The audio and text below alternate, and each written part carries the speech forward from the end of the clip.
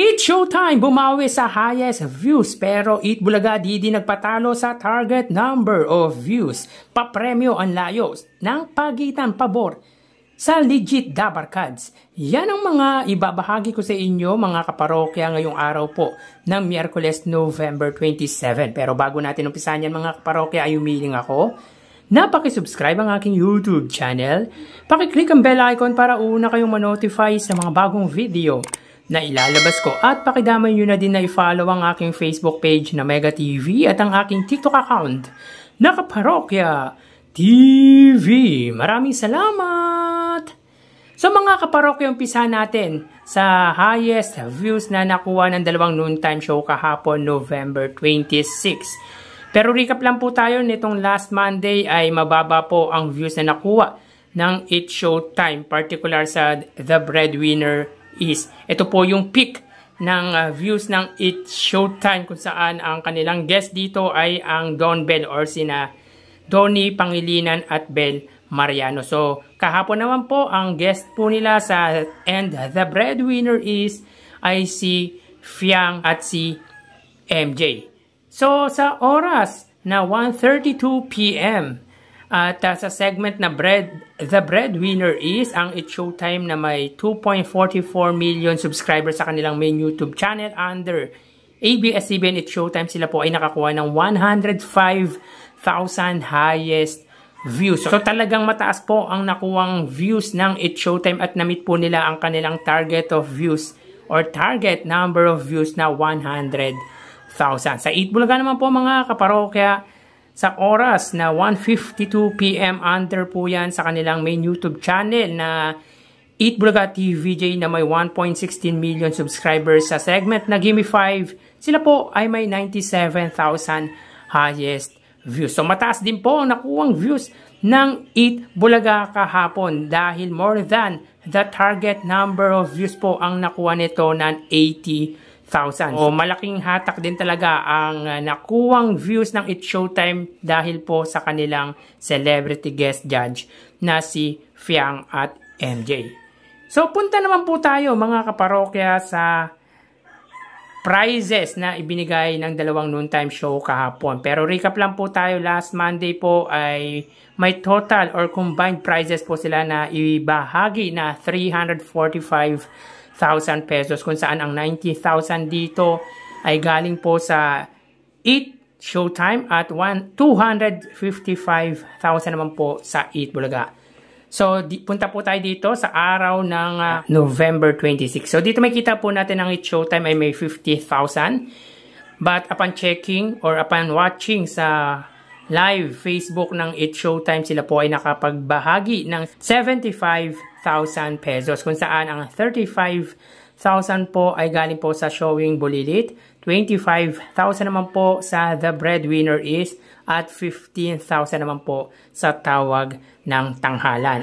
Para naman po sa Eat Bulaga mga kaparokya, sila po ay nakakuha dito ng 222,500 pesos. Kung saan ang 7,500 po ay galing po sa Pera Fee, 15,000 po sa O Baby Contest, 85,000 naman po sa Sugod Bahay Mga Kapatid, 95,000 naman po sa Gimme 5 at 25,000 naman po sa Bawal Judge Mental Kaba. So kung pinagsama po natin ang kanilang papremyo kahapon, sila po ay may total na 297,500 pesos. So in 2 days episode mga kaparokya, sila po ay nakapamahagi ng 642,500 pesos. At ang 165,000 po dito ay galing po sa It's Showtime at ang 477,500 naman po para sa Eat Bulaga under TVJ Facebook page na may 2.7 million followers at sa It's Showtime naman po na may 18 million followers. So as of 12:59 PM ang It's Showtime po na may kasalukuyang segment na And The Breadwinner is. At ang Eat Bulaga naman po na may kasalukuyang segment na Sugod Bahay Mga Kapatid. Ang kasalukuyang celebrity guest judge po ng It's Showtime and The Breadwinner is si Miss Pops Fernandez. So dito makita po natin mga kaparokya, ang It's Showtime po ay may 7,600 live viewers At ng Eat Bulaga naman po ay may 3,800 live viewers. So again, as of 1 p.m. mga kaparokya, ang Eat Showtime po ay may 7,500 viewers. At ang Eat Bulaga naman po ay may 3,800 live viewers na katumbas po ng 4,000 viewers. So punta naman po tayo sa TV Network YouTube channel ng dalawang noontime show. Para po sa Eat Showtime, under po yan sa GMA Network YouTube channel na may 37.1 million subscribers. At sa Eat Bulaga naman po, under po yan sa TV5 Philippines. Wait. Na may kasalukuyan subscribers na 2.13 million. So as of 1:01 p.m. ang Eat Showtime under GMA Network, sila po ay may 13,000 live viewers. Ang Eat Bulaga naman po under TV5 ay may 28 or 29,000 live viewers. So again, as of 1:01 p.m. ang Eat Showtime under GMA Network, sila po ay may 13,000 live viewers. At ang Eat Bulaga naman po under TV5 ay may 29,000 live viewers. So punta naman po tayo mga kaparokya sa main YouTube channel ng dalawang noontime show. Para po sa Eat Showtime, under po yan sa ABS-CBN Eat Showtime na may kasalukuyan subscribers na 2.45 million. At sa Eat Bulaga naman po mga kaparokya, under po yan sa Eat Bulaga TVJ YouTube channel na may 1.16 million subscribers.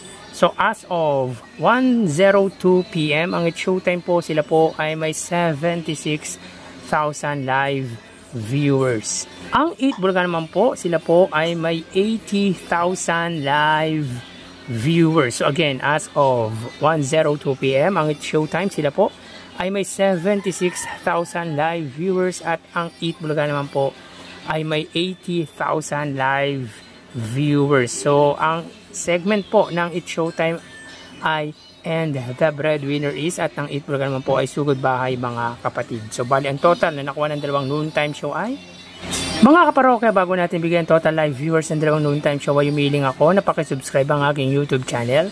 Pakiclick ang bell icon para una kayong ma-notify sa mga bagong video na ilalabas ko, at pakidamay nyo na din na i-follow ang aking Facebook page na Mega TV at ang aking TikTok account na Kaparokya TV. Maraming salamat. So bali, ang total na nakuha po ng Eat Showtime ay 96,000